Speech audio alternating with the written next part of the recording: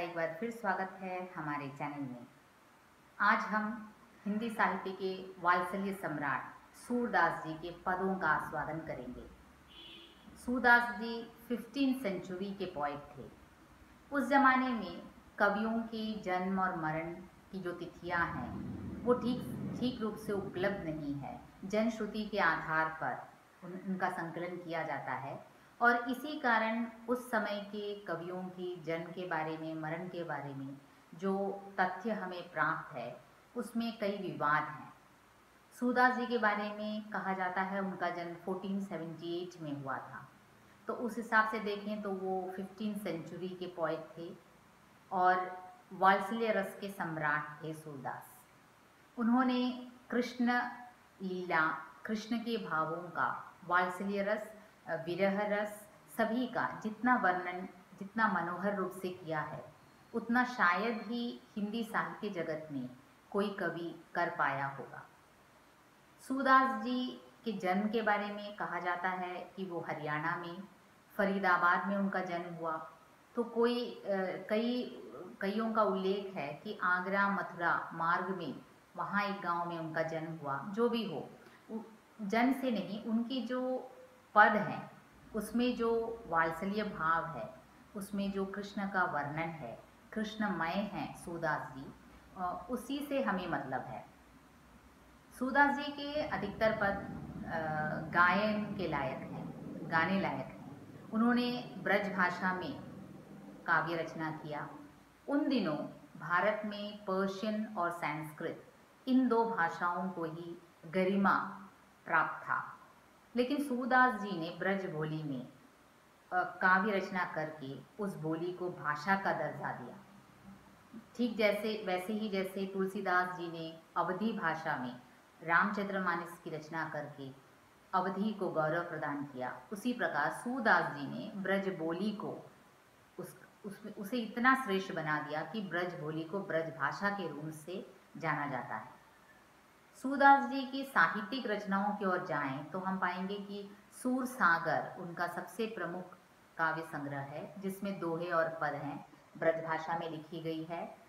कहा जाता है करीब 1.25 लाख पद उसमें हैं, दोहे पद, लेकिन सभी अभी उपलब्ध भी नहीं है। सूर सागर के बाद सूर सारावली और साहित्य लहरी, ये 3 प्रमुख ग्रंथ सूरदास जी के नाम से जाना जाता है। तो यहाँ सख्य भाव, उनके भक्ति में सख्य भाव देखने को मिलता है। भक्ति भी कई तरह के होते हैं, जैसे दास्य भाव है। दास्य भाव में क्या होता है, कवि अपने आप को दास के रूप में, भक्त अपने आप को दास के रूप में और ईश्वर को एकदम ऊपर ऊंचे स्तर पर बिठा कर रखता है। लेकिन सख्य भाव में सखा के रूप में, तो सूरदास जी भी कृष्ण के एक सखा के रूप में ही उनके साथ हो लेते हैं। और सूरदास जी की भक्ति के बारे में एक बात और कहना है कि वो निर्गुण भक्त नहीं, सगुण भक्त कवि थे। भक्ति भी उन दिनों 2 हुआ करती थी, निर्गुण भक्त और सगुण भक्त। निर्गुण भक्त कवि मानते थे कि ईश्वर का कोई रूप रंग कुछ भी नहीं है, बस ईश्वर सभी जगह मौजूद है। लेकिन सगुण भक्तों के लिए ईश्वर का रूप रंग सब कुछ होना बहुत ही ज़रूरी है। तो इस प्रकार सूरदास जी सगुण भक्त कवि थे, एक गायक कवि थे। और कहा जाता है वो वृंदावन में तीर्थ यात्रा के लिए निकले तो बीच में उन्हें गुरु वल्लभाचार्य से उनकी मुलाकात हुई और वल्लभाचार्य के शिष्य बने। वल्लभाचार्य के शिष्यों में अष्टचाप बहुत ही प्रसिद्ध है। 8 कवियों के एक गुट बनाया था वल्लभाचार्य जी ने। उन अष्टचाप कवियों में सूरदास जी का प्रमुख स्थान था, एक गायक कवि के रूप में। तो अष्टचाप के कवियों में प्रसिद्ध सूरदास जी, गायक कवि, सगुण भक्त कवि, सख्य भाव से अपनी भक्ति को अपने पदों में प्रकट करने वाले, ऐसे महान सूरदास जी के पदों का हम आस्वादन करेंगे। इस पद में सूरदास जी का अपने आराध्य देव कृष्ण के प्रति जो अनन्य भक्ति था उसे दर्शाता है। मेरो मन अनंत कहाँ सुख पावे, जैसे उड़ी जहाज को पंछी पुनि जहाज पे आवे। कमल नयन को छाड़ी महात्म और देव को ध्यावे, परम गंग को छाड़ी पियासो दुर्मति कूप खनावे। जिन मधुकर अंबुज रस चाख्यो क्यों करील फल खावे, सूरदास प्रभु कामधेनु तजी छेरी कौन दुहावे। केरल के हमारे अपने येशुदास जी गान गंधर्व ने इतना मनोहर किया है इस भजन को कि आप सुनते ही रह जाएंगे।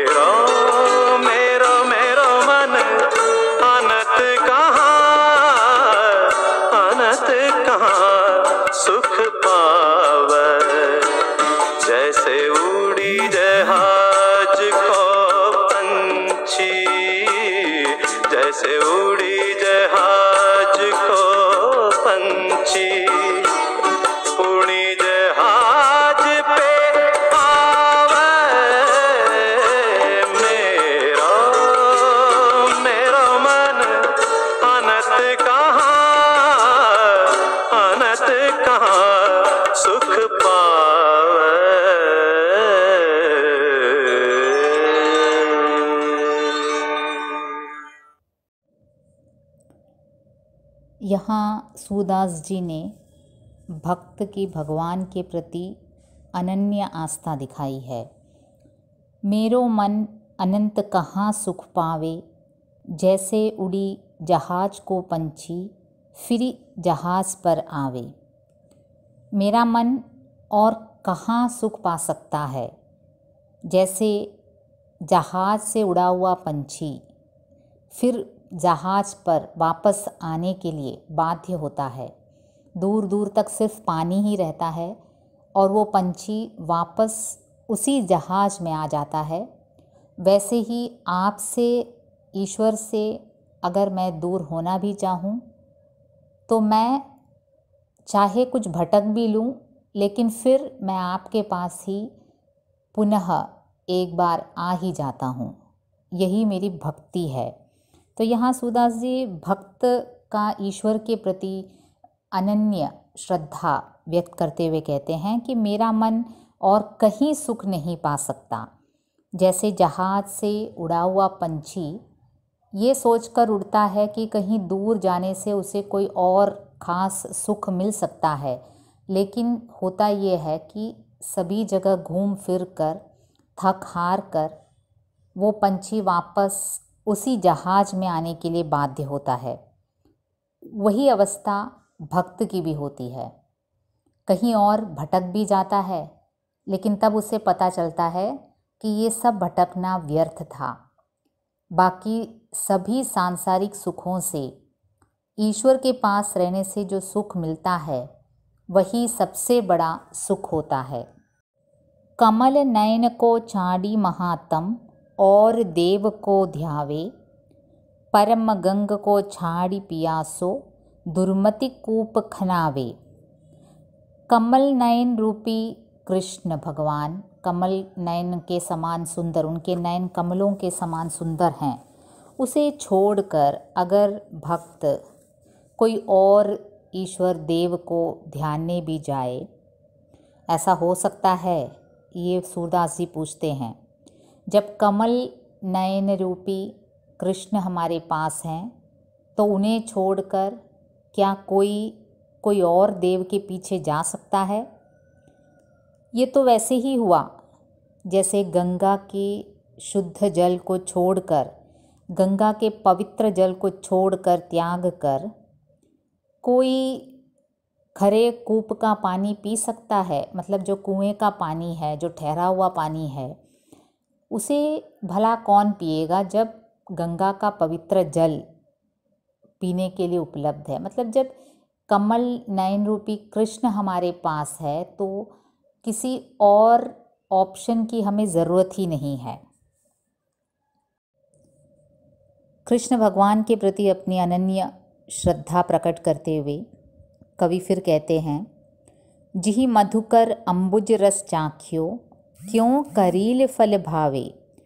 जिस मधुकर ने, जिस भ्रमर ने अम्बुज के रस को चखा हो, अम्बुज जो कमल है, कमल के रस को जिस भ्रमर ने चख लिया हो एक बार, वो करील फल को क्यों खावे। करील फल जो कंटीली प्रदेश में एक फल उगता है, कड़वा होता है, नीम के फल जैसा।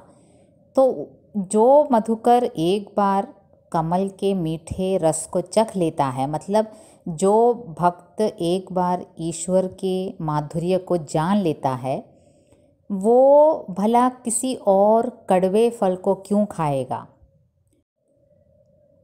पद के अंत में भक्त सूरदास कहते हैं, सूरदास प्रभु काम धेनु तजी, छेरी कौन दुहावे।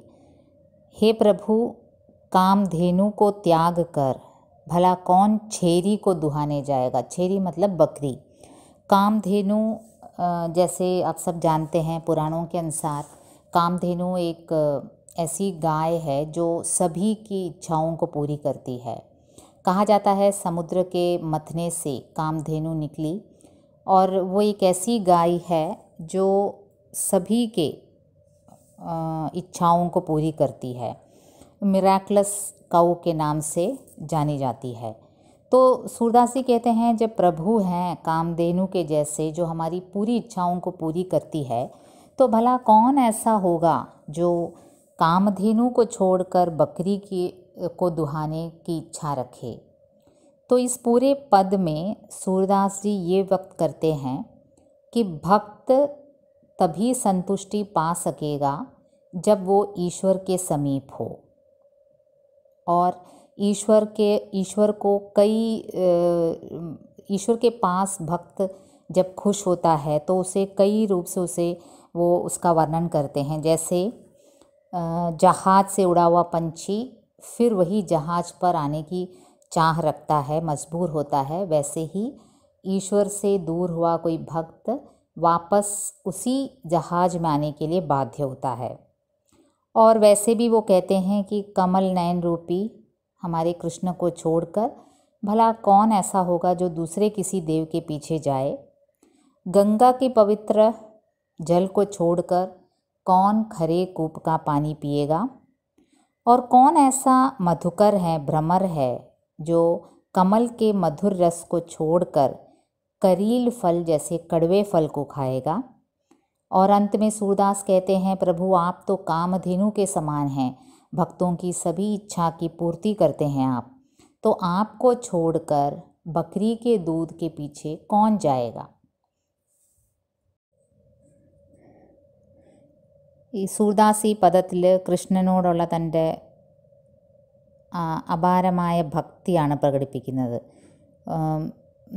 മേരാ മൻ അനന്ത് കഹാ സുഖ് പാവേ, എൻ്റെ മനസ്സ് വേറെ എങ്ങും സന്തോഷവും സമാധാനവും എൻ്റെ മനസ്സിന് കിട്ടില്ല, ഈശ്വരൻ്റെ സന്നിധാനത്തിലല്ലാതെ വേറെ എങ്ങും എനിക്ക് ഇത്രയൊരു സന്തോഷവും സമാധാനവും ലഭിക്കത്തില്ല എന്ന് ഭക്ത് പറയാണ്.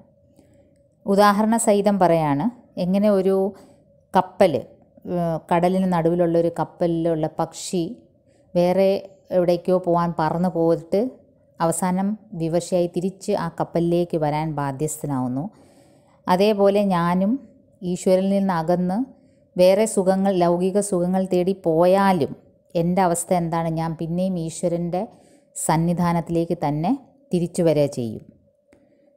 കമൽ നയനക്കോ ചാടി മഹാത്തം ഓർ ദേവ് കോ ധ്യാവേ, താമര പോലെ കണ്ണുള്ള എൻ്റെ ഈ കൃഷ്ണനെ വിട്ടിട്ട് ഞാൻ വേറെ ഒരു ദേവനെയും ആരാധിക്കേണ്ട കാര്യമില്ല. അല്ലെങ്കിൽ തന്നെ പരമഗംഗക്കോ ഛാടി പിയാസോ ദുർമതി കൂപ്പ് ഖനാവേ, പവിത്രമായ ഗംഗാനദി അത് വിട്ടിട്ട്, ഗംഗാനദിയുടെ പവിത്രമായ ജലം വിട്ടിട്ട് ദുർമതി കൂപ്പ് ഖനാവേ, കൂപ്പ് കിണർ, പൊട്ടക്കിണറ്റിലെ വെള്ളം ഞാൻ എന്തിന് കുടിക്കണം. ജിഹി മധുക്കർ അംബുജ് രസ് ഛാക്കിയോ, എങ്ങനെയാണോ വണ്ട്, താമരയുടെ മധുരം ഉള്ള രസം, മധു നുകർന്ന വണ്ട്, അതിൻ്റെ സ്വാദറിഞ്ഞ വണ്ട് പിന്നെ ഒരിക്കലും കരീൽ ഫല് കഴിക്കില്ല. കരീൽ ഫല് കാട്ടുപ്രദേശത്തിലുള്ള ഒരു വൃക്ഷത്തിലെ ഫല്ലാണ്. അത് ഈ നമ്മുടെ വേപ്പിൻ്റെ കുരു പോലെ കയ്പുള്ളതാണ്. അപ്പം അങ്ങനെ താമരയുടെ നല്ല മധുരമുള്ള തേൻ നുകരുന്ന ഒരു വണ്ട് ഒരിക്കലും കയ്പുള്ള അതിലേക്ക് പോകില്ല. അതുപോലെ ഞാനും ഈശ്വരൻ്റെ മാധുര്യം അറിഞ്ഞ ഞാൻ ഒരിക്കലും വഴിതെറ്റി പോവില്ല. സൂർദാസ് പ്രഭു കാമധേനു തജി ഛേരി കോൺ ദുഹാവേ, ആ പദത്തിൻ്റെ അന്തിമ വാക്യത്തിൽ സൂർദാസ് പറയാണ്, അല്ലെങ്കിലും പ്രഭു കാമധേനു പോലെ ഉള്ള ഒരു പശു ഉള്ളപ്പോൾ ആരെങ്കിലും ആടിനെ കറക്കാൻ പോകുമോ? എന്നുവെച്ചാൽ കാമധേനു നമ്മുടെ പുരാണങ്ങളിലുള്ള ഒരു പശുവാണ്. എല്ലാ ആഗ്രഹങ്ങളും സാധിച്ചു തരുന്ന ഒരു മിറാക്ലസ് കൗവായിട്ടാണ് കാമധേനുവിനെ കാണുന്നത്. അതിനെ വിട്ടിട്ട് ആരെങ്കിലും, അപ്പോൾ ഈശ്വരനെ കാമധേനുവായിട്ട്, പിന്നെ താമരയായിട്ടും ഗംഗാനദിയായിട്ടും എല്ലാം വർണ്ണിച്ചിരിക്കുകയാണ് സൂർദാസ്.